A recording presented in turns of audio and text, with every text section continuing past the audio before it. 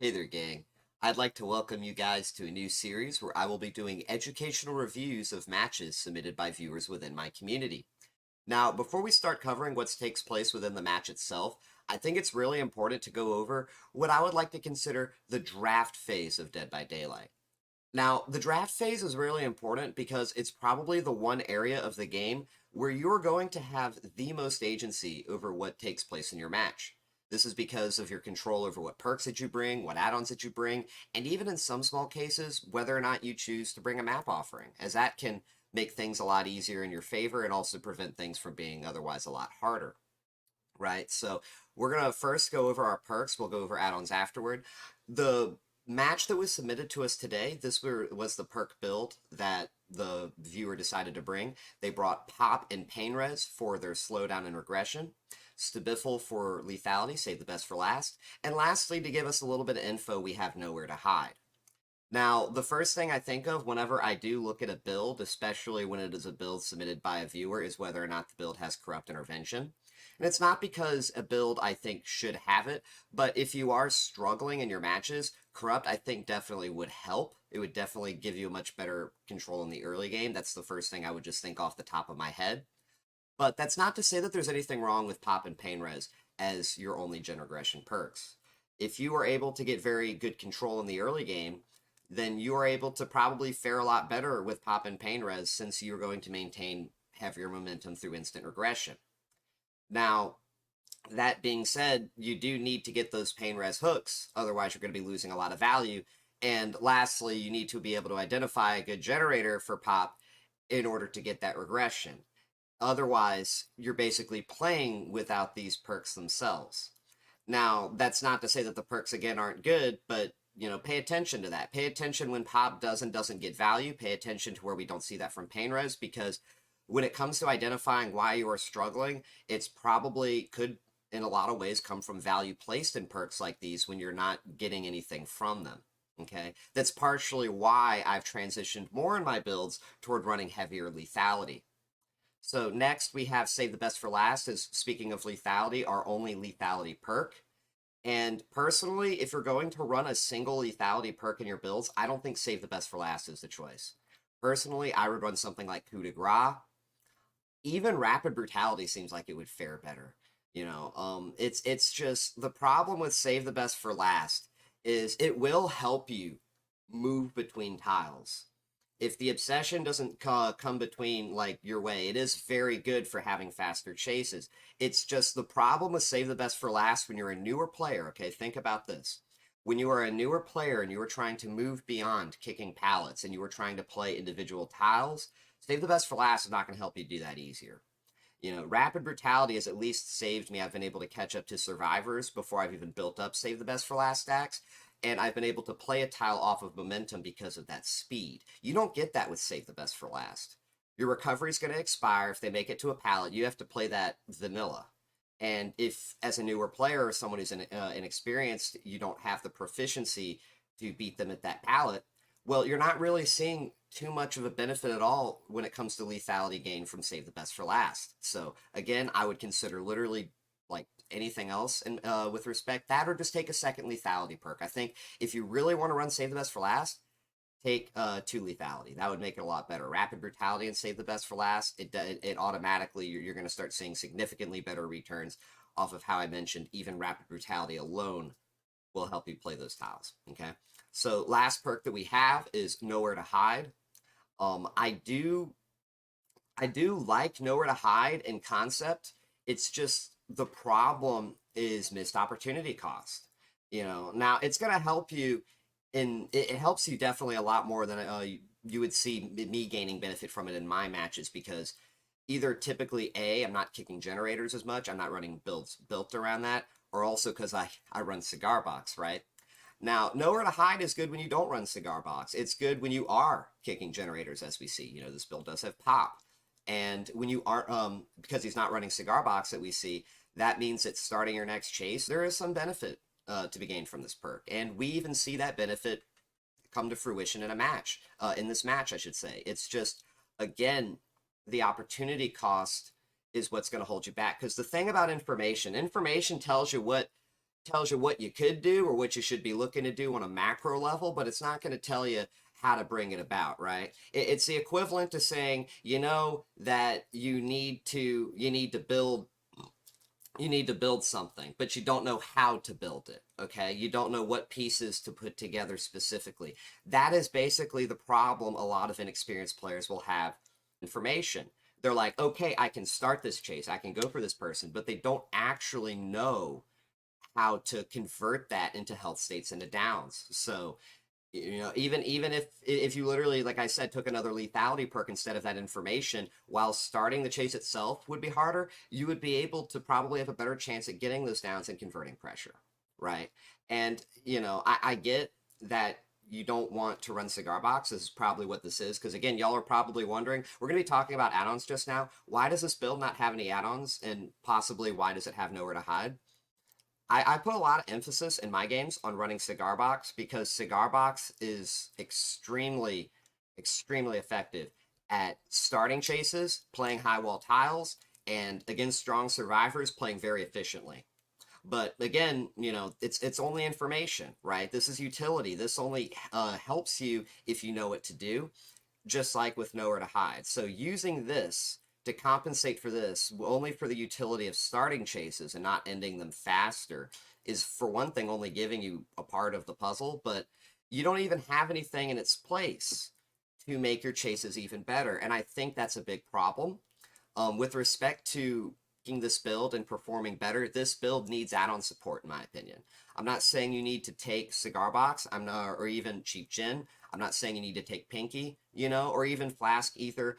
But the thing is, you know, especially given that the viewer who submitted this being Prestige 96, you have access to so many add-ons. You know what I mean? Like you, with two add-on slots, like you could choose to take Solvent Jug, you could take Solvent Jug Sticky, you know, you could take Smelly Inner Souls with Chloroform. I mean, even some of these weird picks that I probably seldom ever run on my own circumstance, I would have no reason not to run if I would not be running the add-ons that I otherwise prefer, right? Like if I really was never going to run Cigar Box or Cheap Gin, or excuse me, Cigar Box or Makeup Kit, and it was a choice between either go add-on lists or run these add-ons I don't ever run, yeah, I'd run those add-ons because they're a lot better than nothing. You know, these add-ons may be a lot better than them, right? By comparison, not specifically Flask, obviously. Flask is in its own tier. But when you compare something like Cigar Box to, let's say, Chloroform, right? Yeah, you know, this is way better than this. But at the same time, Chloroform is way better than nothing. Chloroform, like, here's the thing. You compare base kit to Chloroform. The difference between you running Chloroform is whether or not you down a survivor at a pallet loop because you slightly misplaced your bottle, and now the pink covers it because of the increased size. Okay, like this obviously doesn't it doesn't pale, or rather it pales in comparison to something like Flask to Makeup Kit. But if you run this compared to nothing, your matches will get easier. You will notice that. Same with Solvent Jug, same with Sticky. You know, there will be times that you need that one bottle, you have that bottle. You really put yourself in a tough position in chase by skimping out on potency, utility, and economy by virtue of running no add-ons. Because again, what does your build have? It has regression that requires you to be successful in your chases. You are required to do well in chase to get value. If you are not successfully ending your chases, these perks don't exist. This is not helping you in chase per se, like much at all. This is to help you start your chases. So you need to be able to play off of that, right? And this not only requires you to ramp up a whole bunch, but like I said, it's not going to help you at these individual tiles. And if, you know, as someone who is new and struggling, you need all of that support from this if this is your only lethality. You know, so that's just the emphasis again I want to put on why anything would be better than running nothing. Well, I say anything, I mean anything but Spirit of Hartshorn. This is probably the only add-on sans maybe probably Parade Gloves. Those are the only two add-ons I would sooner go add-onless than if I had the choice between that or running them. Okay, so definitely that's the long and short. Take something. But other than that, I think we've pretty much covered what I would I would say constitutes the draft phase. We've gone over the perks and the add-ons. Now it's time to see what happened within the match. How did things go, and what can we really say about it? So it turns out you ended up getting sent to Gas Heaven, which is probably one of my least favorite maps to play on as Clown at the moment. Horizontally, that isn't really going to be your issue. It's not too big. However, the tiles themselves, ever since the rework, have been made a whole lot stronger. You have a mandatory breakable wall that you need to take care of at the start of every match whenever possible near the front door. And the devs have also removed a door that was otherwise just about never broken on the backside of the main building. This makes it really difficult to deal with survivors that make a lot of early distance and go toward the main building, since you don't have a lot of angles to set up your bottles very efficiently, and also there's not a lot of line of sight. Like, there's no line of sight, there's no angles for you to even throw them to begin with, and survivors don't really need to do much but just run in a straight line with early distance to waste your time. It's ultimately, in a lot of situations, unless absolutely necessary, you shouldn't be taking chase at main building. You should be taking advantage of survivors that are at any other place on the map. Even Killer Shack is a lot more vulnerable for you than for them, I should say, than if you went to the main building. But that is something you should be immediately taking into account when the first thing you see in this match is Gas Heaven. Stay away from that main building. Take care of the door in case you absolutely do need to go there at the front. But other than that, it's not a good map. It's a very rough one, especially, again, if the survivors pre-run and make that early distance. So we're going to leave the volume on a little bit quieter than normal. It's not going to be full, and we're just going to kind of take things through step by step. I'll pause whenever I feel like it's necessary. Another thing, too, when you see this, this is some of the best information you get at the start of a match. All right, when you start a match and you see that you're in this corner, you should already know that the survivor is going to be behind you. You are basically on this side of the map near the edge, and what that means is in this proximity near just in your general area, there's going to be no survivor spawns. No one's going to be in this corner to your right, at least they shouldn't be. You're going to have people over by Killer Shack to this side over by the left. And you're going to have some, if they're not in the main building, they're going to be behind it. But nobody's going to be over here, which means you have no reason to check in this area. You already know Survivor's going to be this way. And that's actually good for you, because what did we mention? You need to break this door, which makes breaking this door at the very start of the game in this situation very, very efficient for you.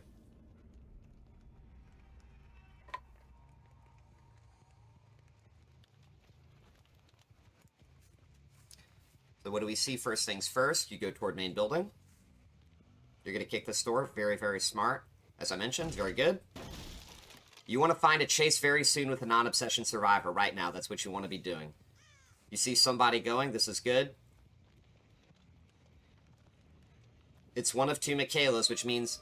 Okay, so what you should already know at this point, when you see that you're chasing the obsession, you should be thinking, at best, what I want right now is just a health state, and that's it. I want to get a health state if it comes very quick, and I want to look to maybe chase someone else. Unless she's literally in a dead zone, it's a chase that's going to come, like you're going to down her in the next 15 seconds, and I want to be strict about this, 15 seconds, then you want to be looking for a non-obsession at this point. Because remember, you're not running Corrupt Intervention.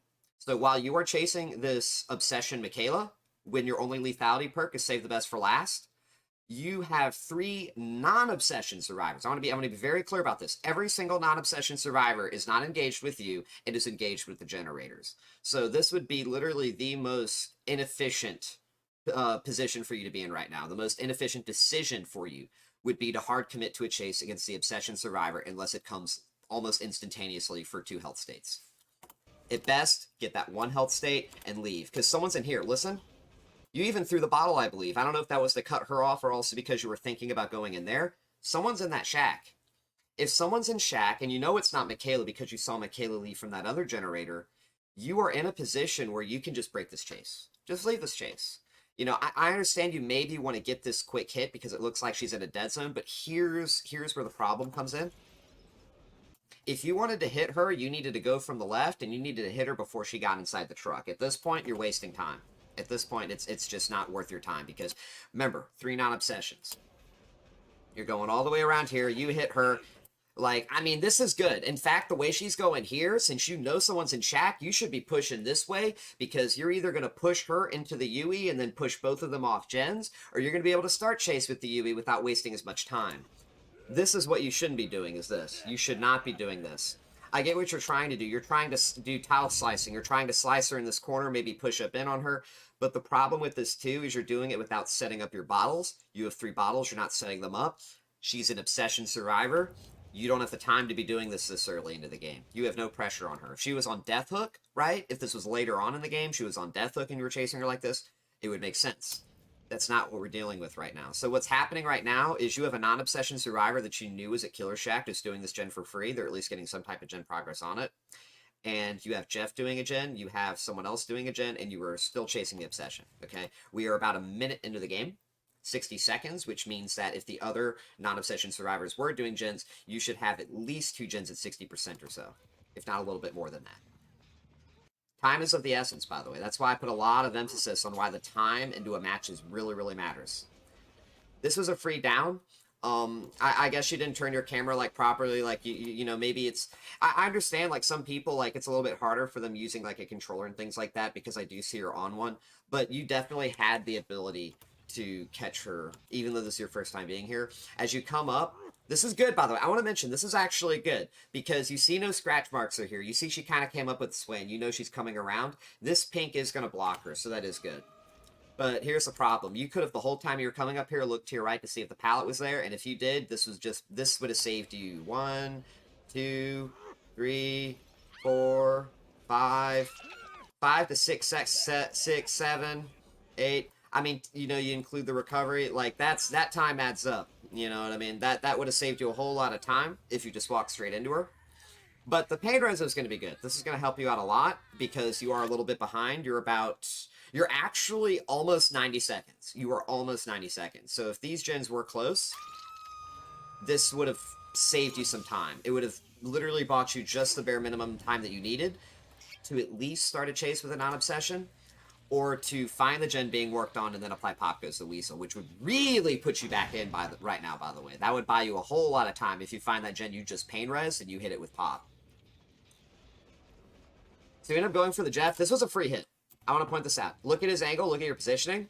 You don't even need bottles for this. The problem that you made, you walked forward and you did not curve toward the pallet. You wanted to hug more toward the pallet as you were walking forward. That would have allowed you to lunge that before you got the hit. And this is another big problem. Oh, no, you didn't do this right. Okay, so I get what you're trying to do. You're trying to double bottle combo around the pallet. The problem is you sliced him and gave him main building here. Look at how you did this. You get hit with the stun. You walk to the right. You walk to the setup on the right. You want to set up on the left. See, if you did this in the opposite angle, you put the yellow where you put the pink and the pink where you put the yellow, worst case scenario, he is either going toward Kill Shack or he is going toward the other area of the map, which is significantly more vulnerable than main building. See, the problem right now, after everything that happened, is you are chasing a non-obsession with 2 health states remaining into main building, and you didn't set up any bottles here. You have 2 bottles. You needed to have a pink going into this main building if you're going to do this. If you put up a pink near this corner by the side that goes into the garage, you could have rotated from the opposite side, cut him off through the pink, and then you could have at least gotten a hit here.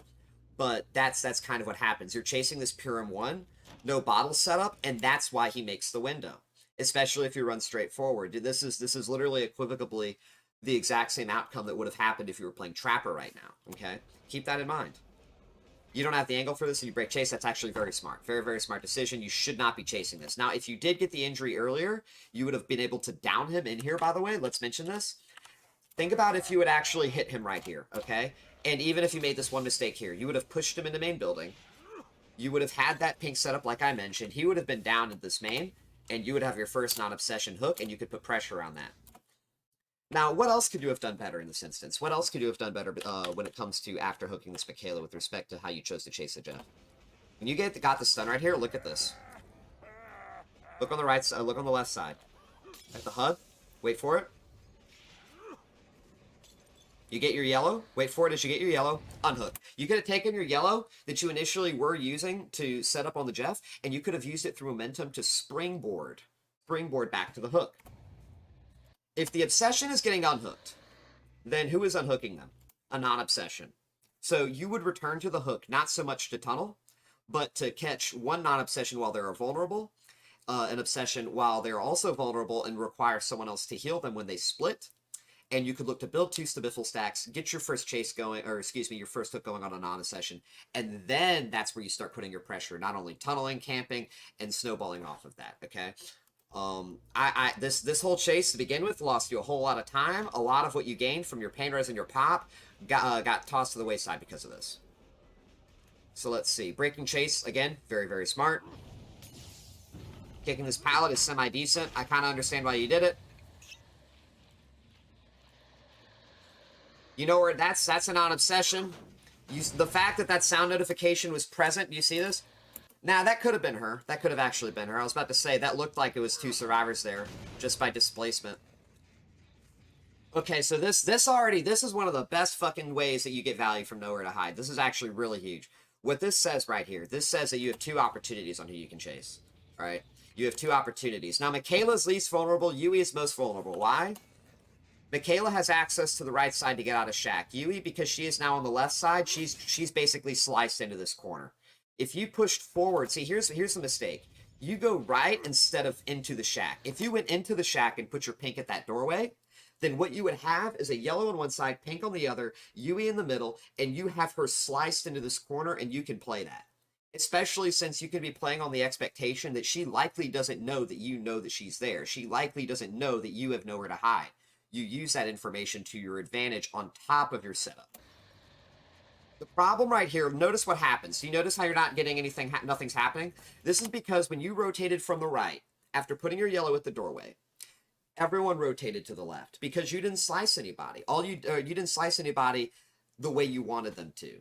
Mikaela was able to go away from you because you gave her much leeway to either get there and get away from the shack, but also Yui wasn't threatened or pressured by you at all.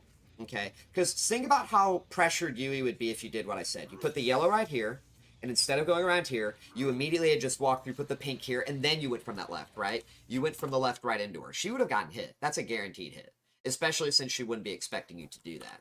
All right, but that's also not the only thing here. It's also not the only problem. Do you see how delayed you are on the setup? Look how long it took you to put down that yellow. All right.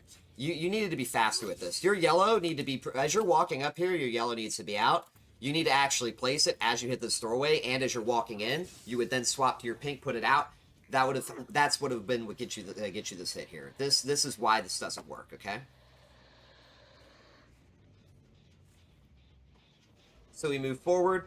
You find the Yui again. This is a semi-smart chase.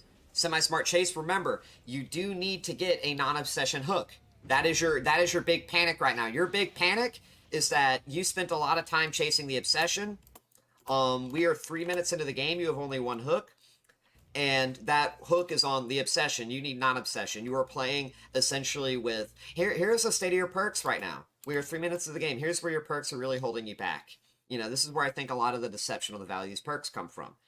You chose to commit to a chase with the Obsession Survivor at the very beginning of the game, which means you have 0 stacks of Stabiffle. That perk's basically a dead perk slot. Pain Res and Pop have done nothing beyond that 1 hook. You have gone probably, I believe it's about, you got that first hook at about 1 minute and 20 seconds, which means you have gone about 1 minute and 40 seconds with 0 value from aggression or any type of gen slowdown. And the only other value you have gained was starting a chase that you weren't able to come to fruition through nowhere to hide. So, in a lot of sense, you have spent the last 1 minute and 40. Let's be honest here. You spent close to 1 minute and 40 seconds with 0 perk slot value. 0 to very limited perk slot value, okay? Because it's not gained you anything when it comes to lasting pressure. There's only been 1 hook on somebody, okay? Think about how differently things could be if you took more lethality, even rapid brutality, instead of something else here. It's just something to consider. So you can consider. This is at this point, by the way. Look at this. Look at how much time. Look at how much time. The yellow was smart. I don't blame you for using the yellow. In fact, I think this is semi-okay. You know, you probably could have maybe transitioned even differently if you recognized this is one good use of your time. But look at how long it takes you to catch up, okay? You used the yellow bottle and you didn't have an angle for a pink. I mentioned this. Remember when I mentioned that the angles and shit make this very difficult? She's got a lot of pre-run distance, just as I mentioned, a lot of pre-run distance. You have no angle for your pink after the yellow.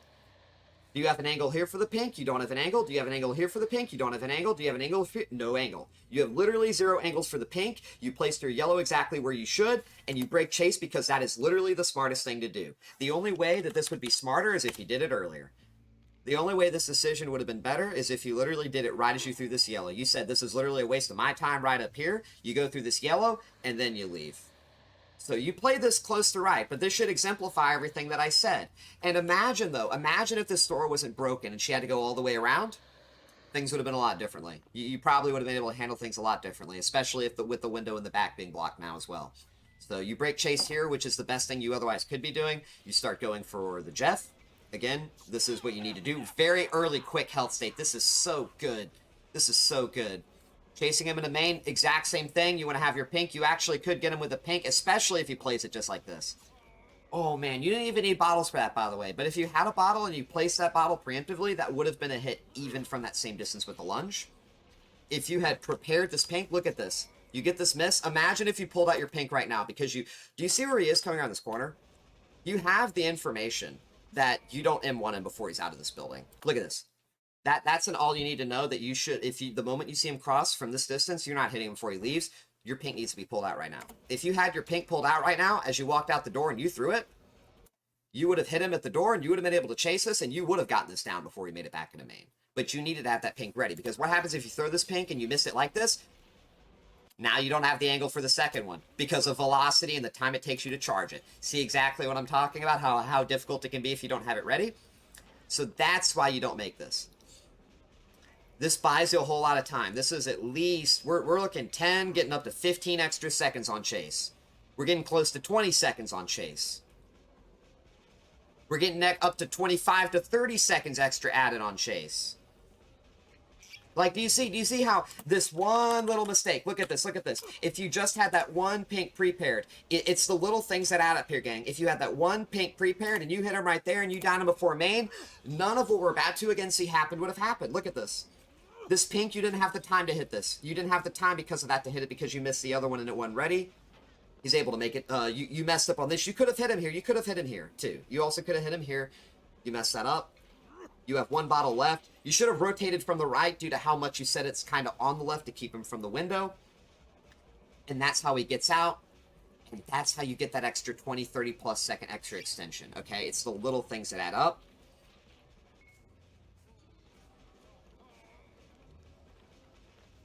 I like the idea of swapping to the pink and you swap back as a pallet possession. Very, very good. You did that right. That was good. That was actually really good. You played that how you should.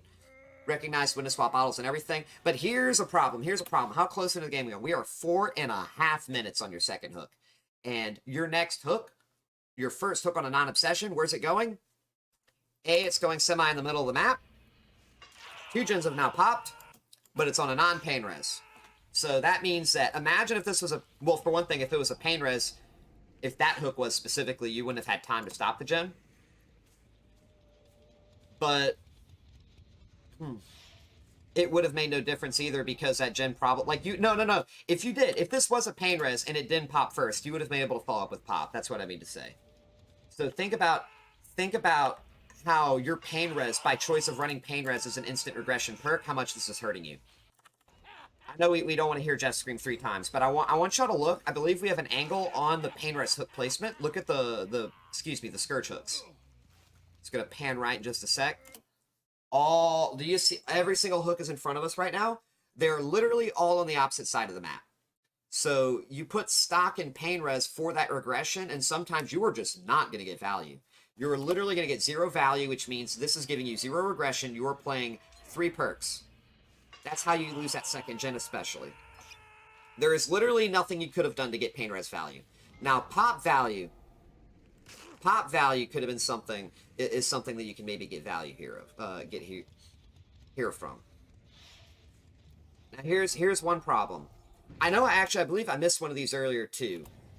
This is not the first time pop has not been very good for us. You do not want to kick this with pop. This was a very, very bad call. In fact, I do want to go back to this in just a sec. I did mention this earlier. At about 1 minute and 20 seconds, I believe you got your first hook.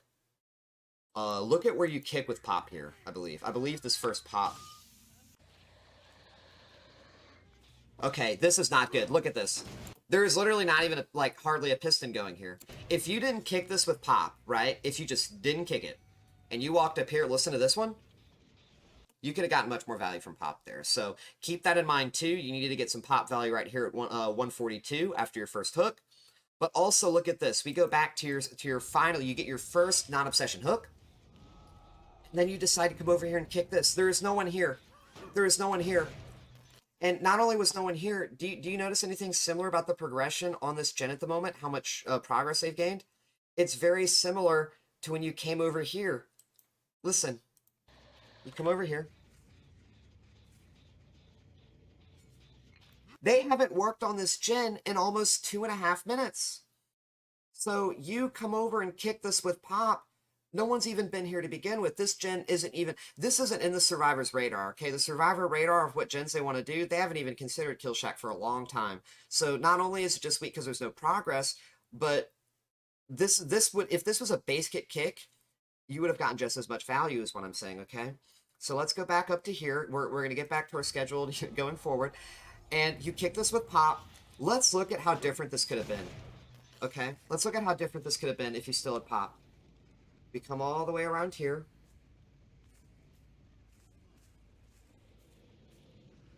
Nothing. Nobody's here. You know, nowhere to hide's not helping us. We don't have info to start our next chase in general. We don't have any lethality. We are in the worst position with this specific build right now. The worst position is where we're at right now because we are not starting our chase. We have anything, hardly anything for lethality, and the only type of slowdown we're getting is when we successfully end a chase. Okay, so this is a very, very, very bad position to be in. But look at this gen. See, here's the thing. Do you see how much progress that gen has? Imagine we go back to about 448. Imagine if about right here, if when you hear that gen has not had any extra progress since when you were last there 2 minutes ago, imagine if at this exact moment you turned around and you just left. All of that time that you spent both walking into the shack, kicking the gen, leaving the shack, continuing and catching up to that same spot you were at, that extra time would have enabled you to get pop value. And that basically would have played, that would have played a much bigger role in you getting any type of regression from your perks, because right now you're not getting too much. So you end up kicking this with a base kit. It's about 2 pistons. The other thing too, kicking those pumpkins definitely hasn't helped you either when it comes to saving value from your pop. I know it's the event and everything, but just in case you were wondering, the pumpkins are never efficient. They're never going to be efficient for you.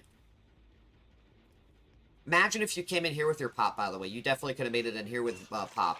You know, this would have also been a great place to go with it, okay? You can't afford to kick that, which is smart.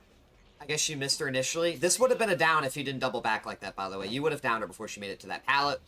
You definitely catch her on 50-50 regardless, but you still get her anyway. This is semi-good, but it's not... See, where are we at right now? This is another thing, too, because we're kind of all over the place here.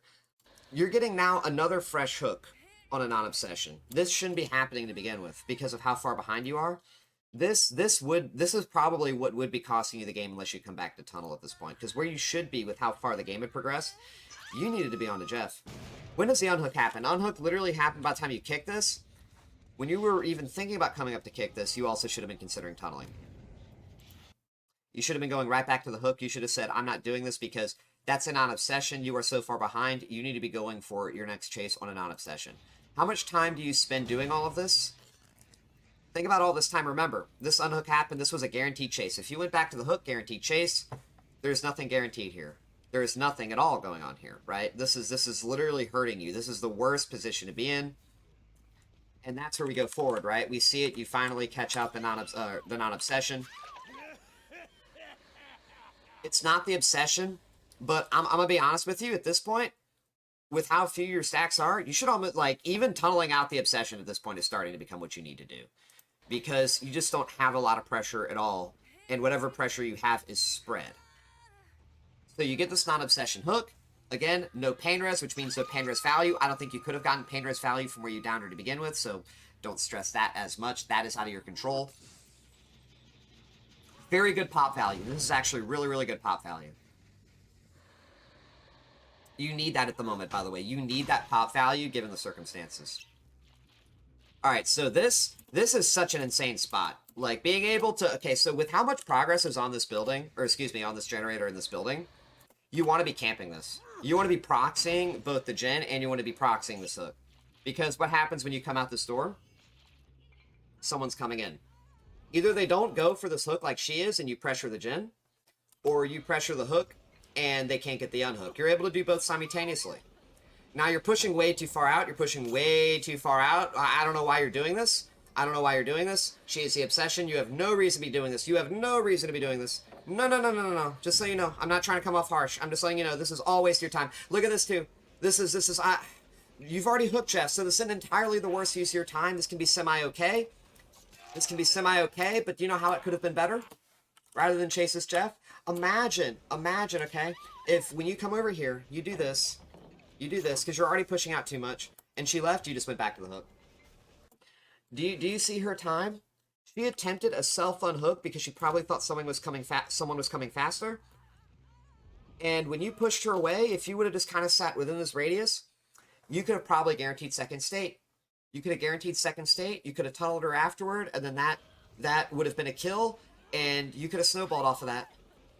You could have snowballed off of that, especially with Jeff already been hooked once. You could hook him with only 3 total survivors remaining and him on the hook. They would not have the gen efficiency, especially with Painteress and Pop. That probably would have been your main shot now at winning your game. That was your win condition, I think. Your win condition at this point was dealing with this unhooker. Or excuse me, getting second state if possible, and then dealing with her when she gets unhooked and telling her out of the game. That would have probably been your best shot.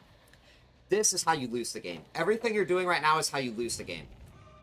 Because you could have waited, that's fine. I don't hold that against you. You're probably panicking right now. And I get it. You know, mistakes in that sense. This is a good early health state to get, but remember, you only have 1 bottle. You're starting to build up save the best for last stacks. You're starting to see that transition. But okay. You could have placed that with a pink and caught him. If you placed the pink early, he wouldn't have made it there, by the way. If you rotated, he wouldn't have made that. This is, I think, partially misplaced on their end. But you get the down, and that's what matters. Again, he's been hooked twice. We're not going to talk about that. But do you see what just happened? We just lost 2 gens. How did these 2 gens just happen? How did we just lose them? For one thing, do you notice that, this whole time you were chasing Jeff, that Mikaela's still injured?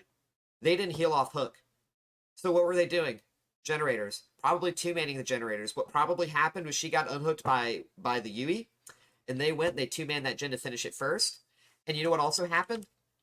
Let's rewind. This is a very pivotal moment in this match, by the way. This is one of probably the most pivotal moment for you, where things just completely went for the wayside, because you could have literally won off of this. She's gonna get unhooked. Pay attention to this. You put pressure on the obsession. You push her over to this pallet. Okay. You get this down. You decide to continue. But look at this. You come over here. She's gonna get unhooked. The unhook happens. Okay. They go to do the gen. Remember, they're doing the gen. Jeff was working on this gen.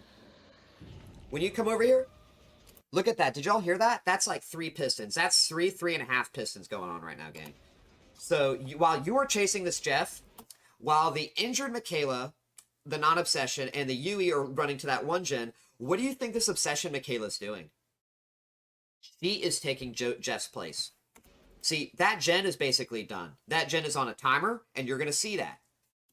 Because you didn't entirely, like... Obviously, you could have played this chase with the Jeff better. You know, especially if you did get that 1 earlier injury, you probably would have downed him in 15-20 seconds. You would have downed him probably in this one area right here. But this whole time, they're doing the gen over there. The injured Mikaela and the Yui, they're doing that gen. And the other Mikaela is doing the gen over there. Okay, so that gen pops. No, it's the gen by Killshack. Excuse me, not the gen on the right side. It was the gen by Killshack. This whole time, they ran to do the gen over at Killshack. They 2-manned it. And then the other Mikaela, the obsession, is doing the gen over here that the Jeff is working on. So right after you down this Jeff, you're going to see that gen go.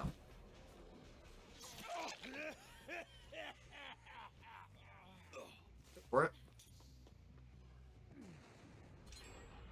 And that's kind of why you need to prioritize your chases. That's why, you know, you needed to not so much put as much time on that Mikaela, because that gen was going anyways. You gave them the free unhook, okay? And all you have to gain from this is Jeff on second. Jeff on second. So there was another gen that they did. Hold on a second. This wasn't the gen that the Mikaela did. Hold on a second. I'm mistaken here. I thought I... Okay, so no. That gen over there.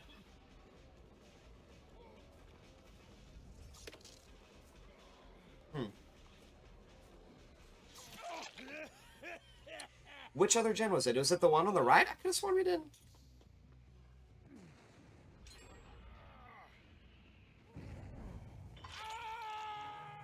Was it main? It was main building. It was main building. That's what it was. Okay, it was main building. Oh my gosh, that's actually worse. No. That's even worse. I just realized the whole scale of how terrible things are then. Okay, so that means that whole time, okay, so let's go back. Let's go back. This is very important.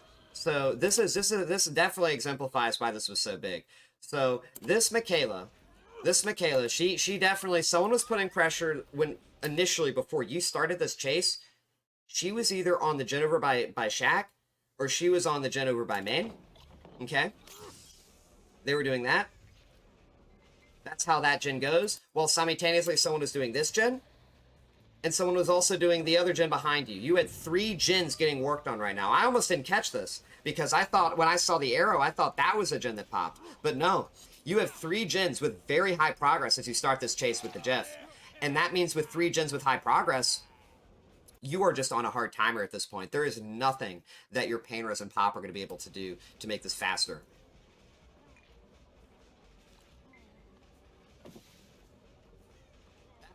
That's why. Because remember, she takes over for the Jeff, the other one finishes their gen, and the other person goes to finish their gen. That's why they're not healing. They're literally not healing because they're calling out the gen progress. This is getting calmed out, that we need to just get gens done. We need to not play around. We need to not play around just healing up and everything because the gens have high progress. So do you notice how even though you technically had 3 gens remaining, you're about to hit 0 gens remaining? Again, this goes back to how much time we're into the game. We're 7.5 minutes in. About 7:40. This gen's about to hit 0, which means you're going to be at 0 gens. But it's crazy. If we go back, let's say from right now, when you kick this gen with Pop, we go back 30 seconds. Or rather, about 50 seconds.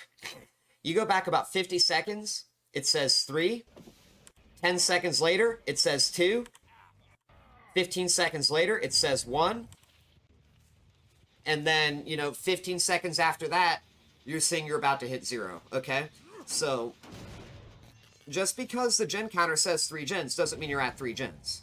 You were equivocally at this point, probably about 1.45 gens, if I had to gander. When it said 3 and you were about to finish that chase, you're about 1.45 gens. Let's see. You get a chase onto the Yui. This is literally the worst place you could be right now. Okay, so let's talk about everything that's wrong with what you're doing right now. First things first, this Yui's not even been hooked yet. This is literally a fresh chase. Second thing, where did you go? Okay, kicking that with Pop, I kind of get that. Did we not find Jeff? Alright, so I could almost say at this point, the problem, I don't even think Pop was worth it. You shouldn't have kicked this with Pop. Yeah, it feels like it in the moment. It feels like in the moment, but what happens as a result of this? No, Pop was fine. This was a mistake. Whoa, no, I take that back. Okay, so this was fine. Literally, your mistake. I didn't realize that you did this. You actually just did this. You should not have kicked this. For 2 reasons. A, why would you kick that pallet when it has a trap? But no one's even playing the pallet. And someone was on the hook, okay? Those are 3 factors that should have told you not to kick this. You need to get back, after you pop this, you need to get back to that hook. You need to get back to that hook right now. You don't have time to kick. But not only do you have not time to kick, but you would get slowed. And that plays a big role with you not being able to find the Jeff. You don't have line of sight. You don't have distance. They were able to make a lot of distance. That's why you weren't able to catch the Jeff. You weren't able to catch the Jeff because not only did you kick the pallet, you kicked it and you got slowed. And now as a result, how does this hurt you? You have to chase the Yui. So this wasn't even so much a result of just you making a poor decision by choice. It was everything beforehand that put you here. Now you have to chase her because you have to chase somebody. And I mean, if you were able to get a quick chase with her through Stabiffle, I mean, because it's the only thing you've got, maybe you find someone you've already got hooked twice, right? Which would only really be the Jeff. You had a chance to get the other Mikaela on the second, but you know, when you did leave that win con, she's not going to be on second anymore. Now you lucked out. She could have probably played this pallet, and it would have been a lot harder. You might have had to reload. I don't blame you for getting blinded by this. You need to get everything going as quick as you can. You hadn't seen a Beamer play the whole match, and that just comes out as a surprise, so I don't blame you for that. You know, it just be like that sometimes. Let's see.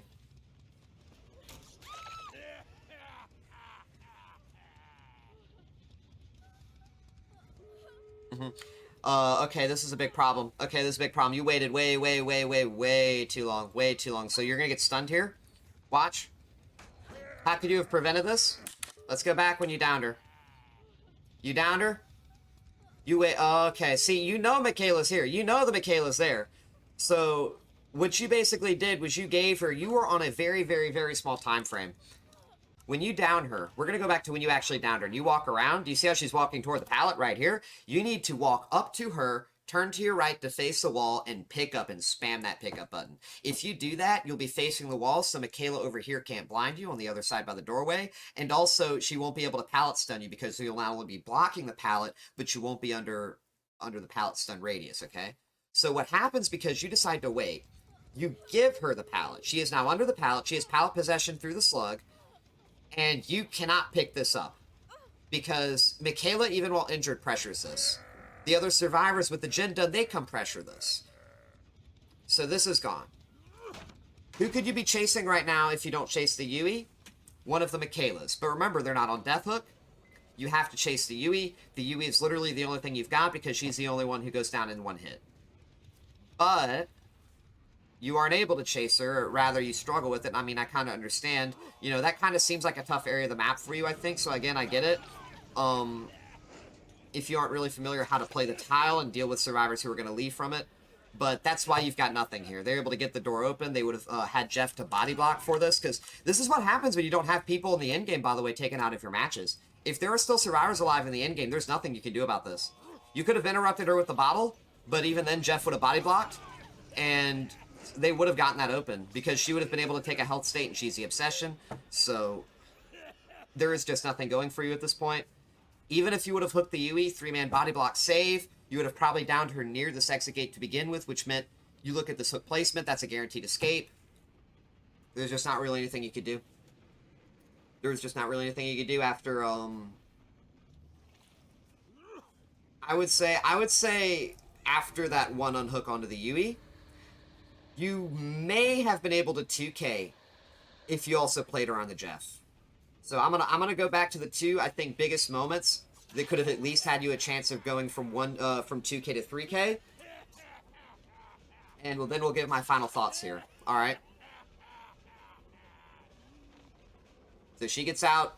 Yui, there's also guaranteed escape. You literally can't do anything about this without Ku. I think if you're gonna down a survivor in EGC with 2 health states, especially if they just hold forward, you absolutely do need Ku and Stabiffle. So she's able to make hatch that way. Let's see perks too. Actually, no, we'll get to the perks in a sec. Let me see. So the two pivotal moments. All right, one of them was this was the Mikaela, when you down this Mikaela. This was the Jeff. Well, Jeff comes first. There's no. It's the second hook on the Jeff, I meant to say. So when you hook this Mikaela, this was again, we're going over the two biggest moments. You needed to play this. You come in, kick this with pop. I get that. You have time to do this. That yellow's actually good. That yellow is actually good for the follow-up. You take this yellow and you go right back to hook. I mean, I wouldn't be concerned with that. That pallet's weak. I wouldn't have done that. This would have been more efficient, because what happens if they unhooked right now, by the way? Let's talk about that, why I wouldn't kick that pallet. What happened if Mikaela was like 5 to 10 meters earlier? She could have unhooked while you're kicking that pallet, and they could have gained distance, okay? You don't have info on where everybody's at right now because you don't have line of sight. You could have cost the unhook by kicking that pallet. So I would have just ignored it because of how weak it is. You could have taken your yellow. Like, that's why I thought the yellow was brilliant. You take that yellow to contest the unhook if they were coming in and they had the distance. You would have been a really good spot with that yellow for that reason. That would have been a really good yellow for that purpose. Should not be kicking this pallet. You should be on this. You want to be right on this hook. Especially when you see she's doing the weird self on it. Like this would have literally won you the game. If you didn't push into this, if necessary, and you were able to get her to hit second, and you tunnel her out the game, that would have actually won you the game. You would have won the game off of this, potentially. But what's the problem here? The problem is you are putting all this again, like we said, on the Obsession. They get the unhook for free. They go to move and they split to pop one of the gens. The other person goes to do the other gen instead of healing. And then Mikaela takes over for the Jeff who you're now chasing, okay? So that's kind of why I usually have had the mantra. You don't have time to just choose who you want to chase everyone at once, because after a certain point in time, survivors just trade roles. If they're working on a gen, right? If Jeff's working on a gen and you're chasing Mikaela and you need to chase Jeff, well, Mikaela's going to take over for Jeff while you chase Jeff. You know, Mikaela's not going to go fucking fart around. You know what I mean? She's going to take over for Jeff, which means all that time is gen progress, no matter who you're chasing. So that was one of the biggest ways that you probably cost a salvageable win here, was when you did not commit to this hook right over here. But there's another really big point, that worst case scenario, you could have gotten a 2K from this. Worst case, because you could have tunneled the Jeff out. Here, let me show you. When you hook the Jeff right here, okay, and you walked all the way over here, and you kicked this with pop, you had the time. If you didn't do this, like, that was very poor map movement efficiency right there. If you just didn't kick this and you just walked straight back to the Jeff, you could have tunneled him off the hook. You could have taken him out of the game. You would have probably lost your last gen in the process, but you would have been able to camp someone in EGC, potentially, and get that 2K. All right. So because you chose to kick this pallet, right? We said earlier, because you did choose to kick this, you got slowed, and you weren't close enough to the hook, and you weren't able to see where Jeff went. You got 2 hooks onto Jeff that didn't result in a kill. You got a hook onto the Obsession Mikaela, which doesn't really help at all, especially how the early game being so important. And that resulted in you having really nobody you could chase at this point. The only person you can chase that matters at this exact moment is Jeff. Literally, he is the only person. Not even the non-Obsession Mikaela matters. Why? Because she's got an extra hook stayed on her. You need someone dead right now. You needed to be on Jeff. You weren't able to get on Jeff. Okay? So I don't want to blabber the same point. I just hope I'm being very, very clear. You know, I was just being, you could say, repetitive to the degree of driving home a very salient point. But other than that, let's go look at their perks. Let's start wrapping things up here. All right, so Balanced Landing, Deliverance, Flashbang, Windows, Normal. We see Bite the Bullet. We'll make it. It's a little bit hard to see. I don't know why let me see. Can I turn up the resolution a bit better? It says it's playing at 720, so my apologies. Some of these perks are a little bit hard to see. We have Buckle Up for the People, Plot Twist, Sprint Burst. These are not, like, ultimately, like, the sweatiest builds. The last one has, oh my gosh, that is actually sweaty. Holy shit. Dead Hard, Iron Will, Made for This Hope. I mean, this team was definitely beatable. I'm going to say this. You look at their loadouts compared to yours, especially if you did bring add-ons, this was absolutely a beatable team. Even if you don't look at the fact that you didn't bring add-ons, if you consider the full build and the circumstances that I described, this was absolutely a winnable match. It just boils down to macro decisions, and it boils down to how well you play your micro. You know, like, Nowhere to Hide helped you start chases, right? It helped you start chases, which compensates for macro. But what happens, you know, like we saw, if you just didn't know how to do the setup at the shack when you have that info, right? It falls apart, you know? Extra lethality might have helped you here because this info didn't do anything for you regardless, right? You know, and it's like, what happens if you just don't have, if you don't have the pain rest? That's another big thing too. What happens if your build, because you take pain rest, right? You had all of your hooks on one side of the map. We go over here, I think it was right around when you hook the Jeff. There are literally all your pain reses are just out of reach. I think you were only physically able to get one pain res hook this whole game. And that plays into how your build hurts you, you know? Like I said, literally any lethality perk, it would have been better. So, hopefully, I hope these tips help you, and anyone else who's watching, I hope y'all also find this very important. Momentum plays a big part. You know, it's not just about kind of so much understanding the concepts, but it's also about being able to follow it through very, very efficiently. But yeah, other than that, if you're also looking to play Clown better or more like I do, and you haven't heard yet, I have a very detailed and extensive Clown guide that I'll be sure to link in the description. If you're also interested in joining my community, I stream on Twitch where I play my own matches of Clown, and you also have a chance to submit your own footage or request that I do the same type of review that I've done here, but for you. But I think that just about wraps everything up. Thanks y'all for tuning in, and I'll see y'all next time.